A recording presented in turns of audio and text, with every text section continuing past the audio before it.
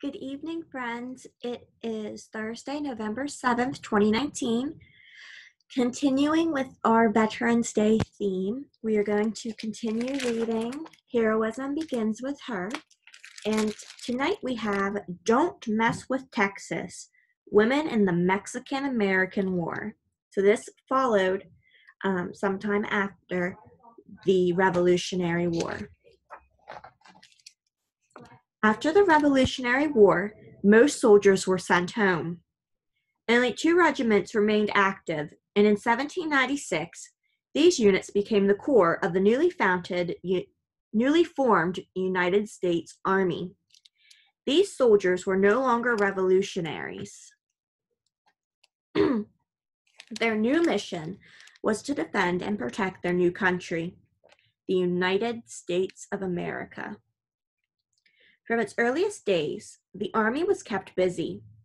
The military faced frequent battles with various Native American tribes, as well as another war against Britain in 1812. As the nation expanded west, so did conflict about who would control that frontier land. Native Americans owned the land, but the Americans wanted it too. One of the key issues involved the sovereignty of Texas, which had once been part of Mexico, but had declared its independence in a revolution fought from 1835 to 1836. A decade later, in 1845, Texas agreed to join the United States and become the 28th state. But Mexico didn't agree to the arrangement, warning that making Texas a part of the United States would lead to war. And it did. In the Mexican-American War, the Army invaded and seized the land that now makes up the southwestern part of the country, including parts of the current states of New Mexico, Arizona, Utah, and California. In a final peace agreement, the United States took possession of the western land and paid Mexico $15 million as part of the Treaty of Guadalupe Hidalgo. Miss Tori's not very good with pronunciations, just ignore me. Once again, women refused to sit on the sidelines. During the Mexican-American War, females still could not openly serve as soldiers, but many determined women found a way to be involved, just as they had during the American Revolutionary War. Hundreds again followed the troops and supported them by cooking, sewing, and laundering their clothes. These women were given 1 food ration per day by the military. Plus, the soldiers paid them for each item of clothing they washed. Many of the women who stayed at home supported the troops by organizing dinners, dances, and parades for the soldiers. On a more practical level, they kept family businesses and households running while the men were at war, which kept society functioning so that men had their jobs and families to return to in peacetime. Not all Americans supported the Mexican-American War. Abolitionists, women and men who opposed slavery, feared slavery would expand into the Western territories. The Western lands almost doubled the size of the United States, and if slavery was allowed in the new states, then pro-slavery forces would have greater representation in Congress. Slavery wasn't the main concern for other Americans who supported westward expansion. Neither was the fact that Native Americans owned much of the land during this expansion. Jane McManus Casnew was a journalist for the New York Tribune, the New York Sun, and the Democratic Review.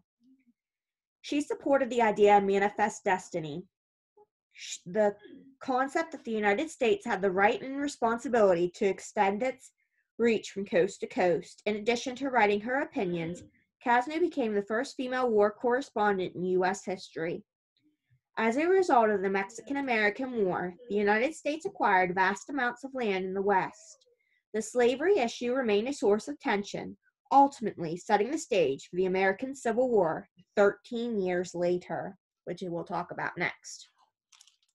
So the Mexican-American War was from 1846 to 1848.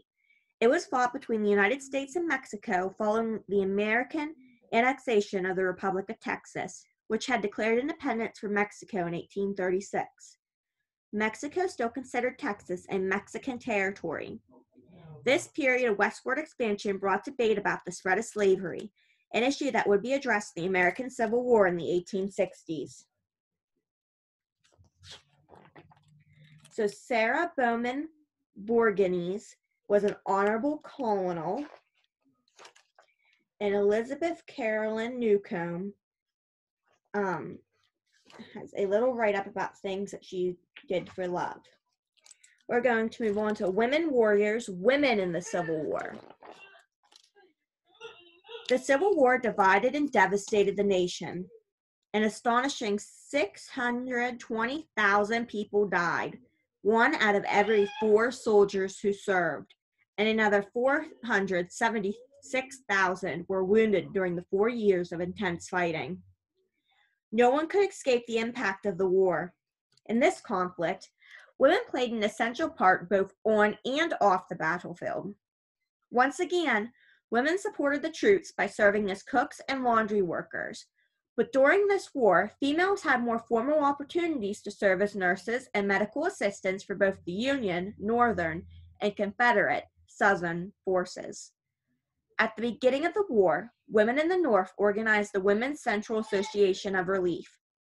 The association pressured the Union Army to establish the Sanitary Commission, the first official agency dedicated to setting and enforcing sanitation and health regulations in the Army. Through the Sanitary Commission, women were able to improve patient care by distributing supplies and establishing good medical practices. The nurses were volunteers without military rank or status, but they were more professional now and able to provide a higher standard of care. In addition to changing bandages and cleaning wounds, some nurses were called to assist with surgeries, including amputations. An estimated 3,000 women volunteered as nurses during the Civil War. Women could not openly serve in the armed forces, but that didn't stop them from trying to sneak.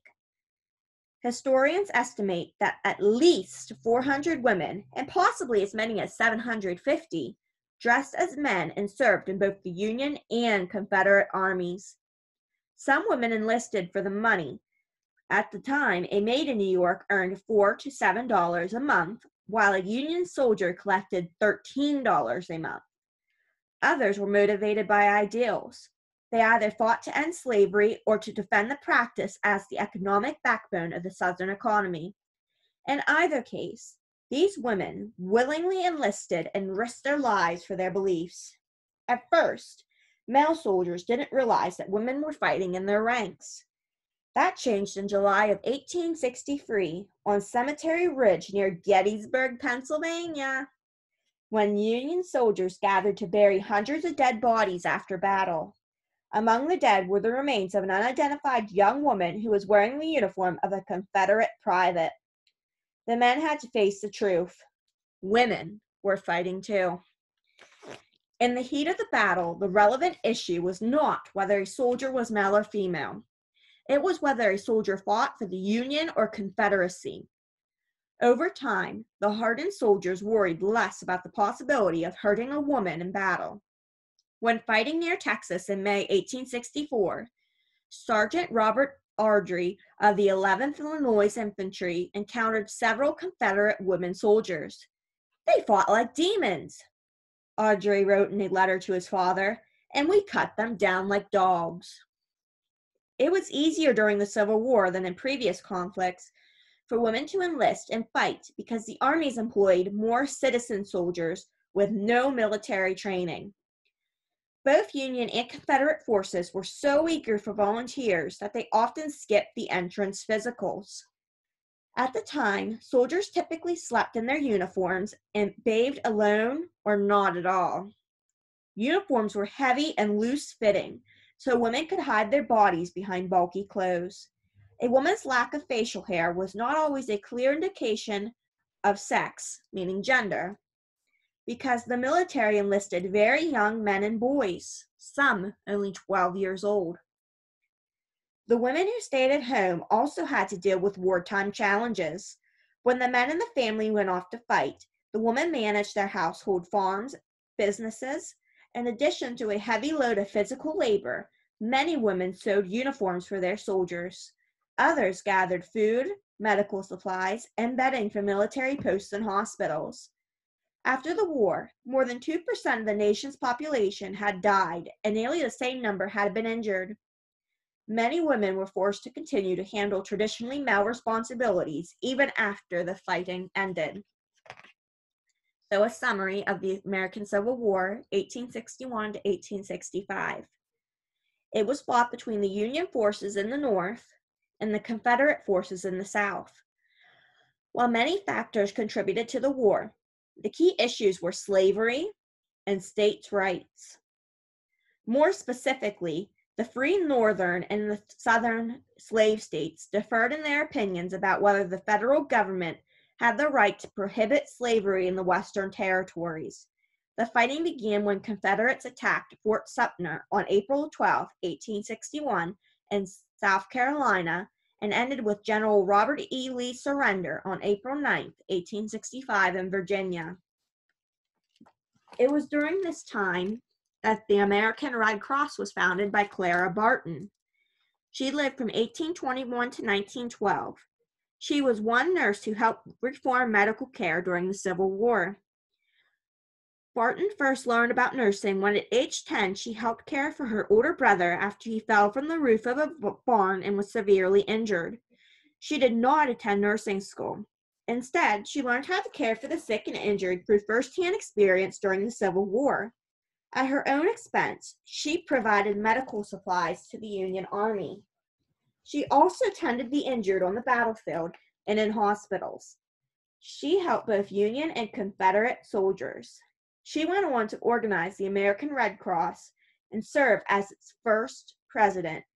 Despite her contributions, she was never recognized by the military. All right, let me decide. Give me 1 second. All right, so I have some honorable mentions that I'm going to say, and you can look into on your own. There's Frances Clayton. She dressed as both a woman and a male soldier. Dorothea Lynde Dix, the founder of the first female nursing corps. Louisa May Alcott, author of The Little Women. Sarah Emma Edmonds, a master of disguise. Jenny Hodgers, becoming Albert Cashier. And we're going to read about Susie King Taylor, the first African-American nurse. During the Civil War, Susie King Taylor became the first African-American woman to serve as an Army nurse. She enlisted in the 1st South Carolina Volunteers, an all-black Army troop later named the 33rd United States Colored Infantry Regiment. Susan Ann Barker was born enslaved at a plantation in Liberty County, Georgia, on August 6, 1848. She was the oldest of 9 children. With her owner's permission, when she was 7 years old, she and her younger brother moved to Savannah to live with their grandmother.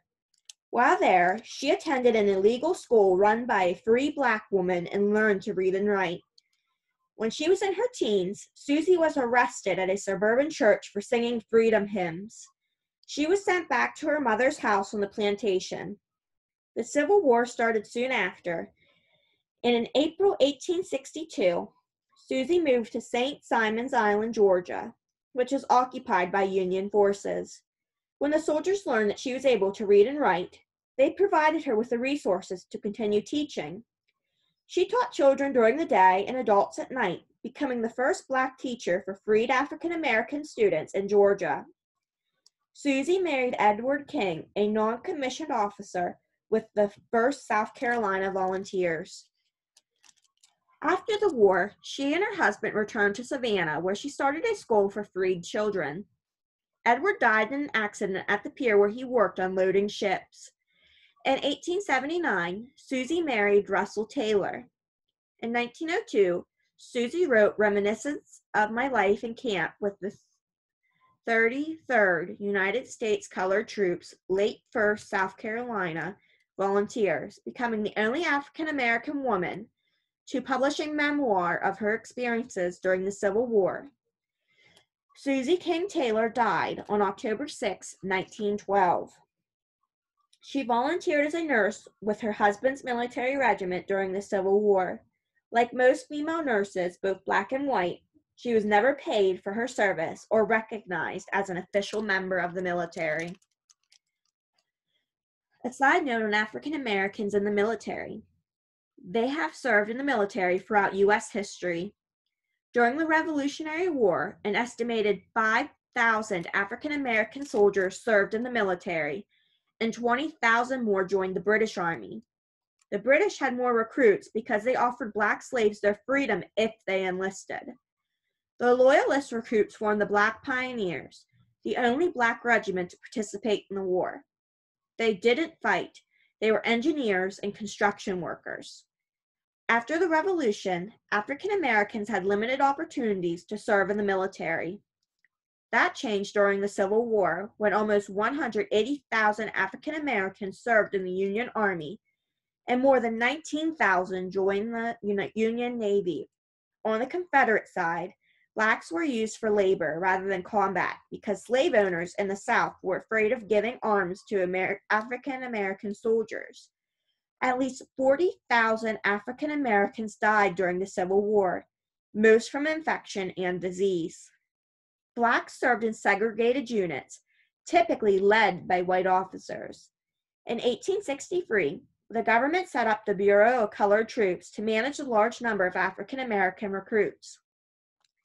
At the insistence of President Abraham Lincoln, African American soldiers received pay, rations, supplies, and medical care equal to that provided to white soldiers. For the next 100 years, the military remained segregated. Black and white soldiers could not serve side by side until after World War II, when President Harry S. Truman signed an executive order integrating the armed services. And if you listen to the Ruby in the Ruins last night, World War II ended in 1945. So this was not very long ago that segregation in the Army ended. Now we're going to learn about Harriet Tubman, Beyond the Underground Railroad. This is one of my favorite person from history. Such an amazing woman. Harriet Tubman is best known for her courageous work as a conductor on the Underground Railroad, repeatedly putting her life at risk to help other enslaved people find freedom. But her work on behalf of freedom did not end there. During the Civil War, Tubman set up a spy ring, led an attack against plantation owners, and launched a campaign that freed an astonishing 750 enslaved people in South Carolina. Sometime around 1822, Araminta Minty Ross was born into slavery on a farm on Maryland's eastern shore. She learned the harsh realities of slavery from an early age. When she was 12 years old, her master threw a heavy iron weight in the direction of a slave he thought was trying to run away. The man's aim was off, and the iron smashed into Minty's head instead, fracturing her skull and leaving her unconscious. She never saw a doctor for her injuries, and she never fully recovered. For the rest of her life, Minty suffered from spells where she would seem to fall asleep. Doctors now believe this was probably undiagnosed epilepsy caused by the head injury. She also had visions, which she interpreted as messages from God. Despite the injury, Minty continued on with her life, and at age 22, she married John Tubman. At that point, she also began to go by her mother's first name, Harriet. The life of an enslaved person was always unpredictable, but Harriet felt particularly vulnerable in 1849 when her master died. She was afraid of being sold and separated from her family. The only option she saw was to run away. Her husband refused to go with her, so she convinced two of her brothers, Henry and Ben, to join her. On the night of September 17, 1849, they ran away, but Henry and Ben became overwhelmed by fear. They turned back and forced Harriet to go with them. But Harriet wasn't willing to give up on her freedom. Several days later, she ran again, this time without telling anyone about her plans. There are two things I've got a right to, and these are death or liberty. One or the other I mean to have, she said. No one will take me back alive. I shall fight for my liberty, and when the time has come for me to go, the Lord will let them kill me. Traveling at night, Harriet sneaked from one safe house to another, following the Underground Railroad. But she did not rest when she arrived in Pennsylvania as a free woman. Instead, she decided to return to Maryland to help others escape. On her first trip back, she helped her niece and her niece's children escape. She offered to assist her husband, but he had remarried and wanted to stay. During a period of about 10 years, Harriet guided at least 70 enslaved men, women, and children to freedom. She also helped about 60 more people escape to Canada. She earned the name Black Moses because she led her people to freedom, similar to Moses in the Bible. I never lost a passenger, she said. When the Civil War broke out in 1861, Harriet volunteered to help the Union Army. At first, she worked as a cook, laundress, and nurse. But the Union officers soon realized that Harriet would make an excellent spy. She was familiar with the landscape and savvy about traveling, and she also had the trust and respect of other African Americans who were reluctant to work with armed white soldiers, even those from the North. Over time, Harriet set up a vast spy network of former slaves. African Americans were excellent intelligence collectors because they were largely underestimated and ignored by whites.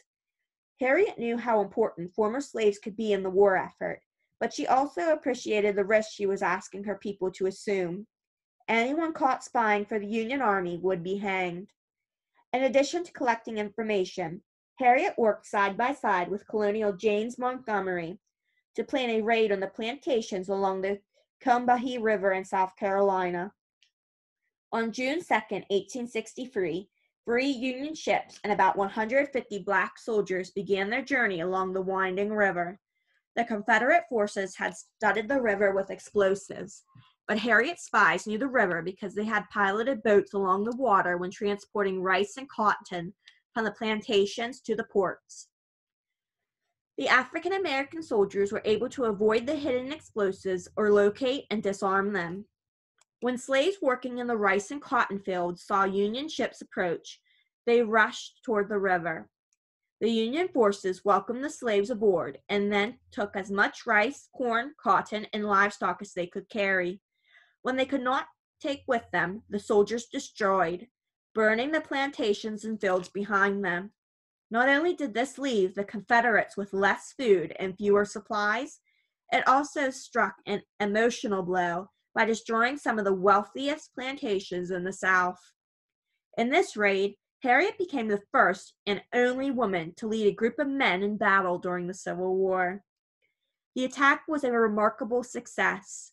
During that single operation, Harriet held free an astonishing 756 enslaved men, women, and children, 10 times more people than she had been able to help during her work on the Underground Railroad. Despite her contributions to the war effort, Harriet was not paid for her military service. She supported herself during the war by selling pies and root beer to the troops. After the war, Harriet married a Civil War veteran and moved to Auburn, New York. She had trouble collecting a pension, but she was finally successful sometime in the 1880s. In her later years, Harriet founded the Harriet Tubman Home for the Aged. After undergoing brain surgery to treat the ongoing symptoms caused by her childhood injury, Harriet had to move into the home herself in 1911. She died of pneumonia on March 10, 1913, and was buried with military honors at Fort Hill Cemetery in Auburn. So a little bit more on the Underground Railroad. It was neither underground nor a railroad. It was a secret network of routes and safe houses used by enslaved African Americans to escape to free states, Canada, Mexico, and overseas. It operated from the late 18th century to the Civil War and helped as many as 100,000 people into freedom. It was called a railroad because it used the same terminology, such as conductors, like Harriet, also a guide, like stations or hiding places, and passengers, the runaways. People typically traveled 10 to 20 miles at night and hid during the day in barns, under church floors, and in caves or other secret locations. Each conductor typically knew only a small part of the network, so that no individual could put the entire system at risk.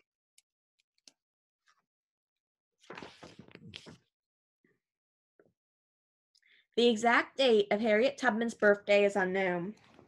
She reported her birth year as 1820, 1822, and 1825, evidence that she had only a basic idea of the year of her birth. Okay, Sarah Rosetta Wakeman, she kept her secret to the end. Dr. Mary Edwards Walker, Medal of Honor winner. Kathy Williams, From Slave to Soldier. Kathy Williams, who joined the military as William Kathy, was the first known African-American woman to dress as a man and enlist in the Army. Kathy Williams was born in Independence, Missouri, in September 1844. Her father was free, but her mother was a slave, so she was considered the property of her mother's owner. Williams grew up in slavery and worked as a house slave on a plantation near Jefferson City, Missouri. In 1861, when Williams was 17 years old, the Union forces occupied Jefferson City. Rather than freeing the enslaved people, Williams and other former slaves were forced to serve as cooks, nurses, and laundry workers for the military, but they were paid wages for their work. For several years, Williams served with the 8th Indiana Volunteer Infantry Regiment, following the forces for Georgia, Louisiana, and Virginia. When the Civil War ended, there were few jobs open to African American women, especially in the South. When a female cousin and a good female friend told Kathy they were going to dress as men and enlist in the military, she decided to join too. There weren't many other employment options that offered stable pay, health care, and a pension. Williams' enlistment papers described her as 5 feet 9 inches tall, with black hair, black eyes, and a black complexion.